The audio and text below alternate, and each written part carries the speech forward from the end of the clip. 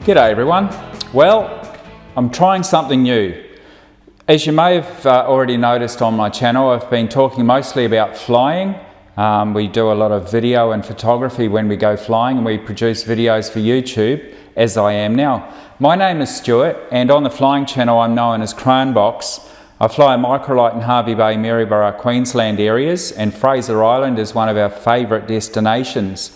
Now this is just an introduction to tell you what's coming ahead. We've got a few episodes about photography, and we'll also be touching a little bit on videography as well, which will entail all sorts of basic tricks, tips and hints that I use and have learnt over the many years that I've been involved commercially as a photographer. I started in 1999, but you probably don't want to know all that history. Just suffices to say that I've been doing this for quite a while, and I've learned quite a bit about manual exposures and using a camera in many different circumstances. I've got a few short notes here. I just want to tell you that this is, as I said, an introduction, and it's an opening to what's coming ahead, and trust you'll follow along. And I really believe out there these days, with the advancement and the coming of the digital photography age, around about 2002-03, this was actually our first camera that we bought back then, and it was kind of a little bit of, they were quite expensive at the time. It's not much of a camera, but that's where it started, so just the basic point and shoot. So I just wanted to today, in our first short lesson, go through a few of the different styles of cameras that are now available as a result of the beginning of the digital revolution. Now, I did of course work with film in the earlier days, and I have worked for the newspaper as well. So I've got that sort of background too. Now, we had digital SLRs. Prior to those, we had just SLRs which used film, and there's all sorts of different film cameras. But today I just wanted to say that we've still got point and shoots. We've got another camera in between point and shoots and DSLRs called a bridging camera, which doesn't have interchangeable lenses. And then of course we've got the DSLRs, and of course we've got the big one that's behind me, which is one of the top of the line Canon machines. Also, we have many interchangeable lenses that go on all the different brands of cameras. Hope I'm not speaking too quickly. I just want to make this short and sweet today. Now, some of the things I want to say are we're not going to be too technical. Now, having said that, please ask questions in the comments, and if there's a need to make a video about it, I certainly will, okay? If there's something you particularly want to know, we'll try and see if we can do that for you. Of course, these days, one of the biggest cameras used, one of the biggest cameras, one of the smallest cameras, one of the most popular forms of camera used is the mobile phone. Today I'm using it to record my audio. I mean, it's very versatile, it's very handy. Many different situations would mean that we would use a different camera. If we're a sports photographer, we need a very high performance camera with fast focus and high speed frame rates. A mobile phone just won't do it, of course.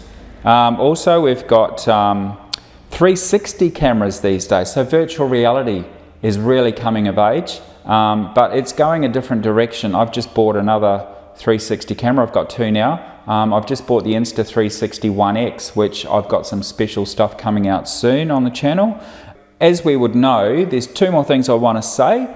We would know that most cameras have some form of control on them. Some cameras, like mobile phones and old point and shoots, have very minimal control, whereas very advanced SLRs and DSLRs, they have very advanced controls, and we control several things with those.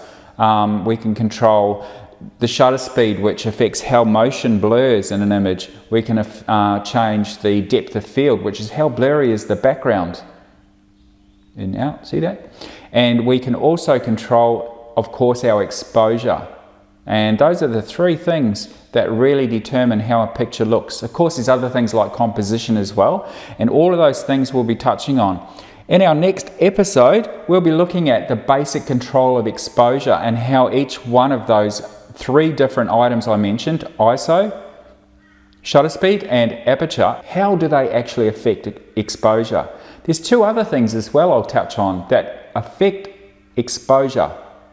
There's 5 things I can think of. Can you think of the other 2 before we launch the next episode? One more thing before I go. The end of the video is coming very shortly, We have, a few years ago, I was actually teaching photography and I produced a booklet, a manual that really just in step-by-step process and had a few questions in it as well, little quizzes along the way. It was a course lesson booklet, if you like, a workbook. And if you'd like a copy of that, all you have to do is subscribe, mention yourself in the comments after you've subscribed, and I'll send you a free PDF copy of that. It will cover everything that you'll be learning in this, but you'll actually have a hard copy if you print it out yourself, but you'll have a written notes form with diagrams as well.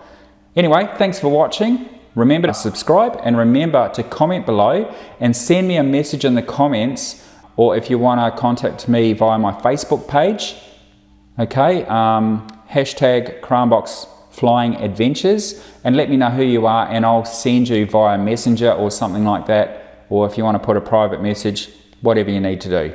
Thanks for watching. The next episode, as I said, is about exposure, and we'll be touching on other topics as well as how to blur the background while you're taking the photograph, or how to keep the background sharp. What circumstances do you need to do that? How do you freeze motion? How do you control everything there is to do with taking a photograph?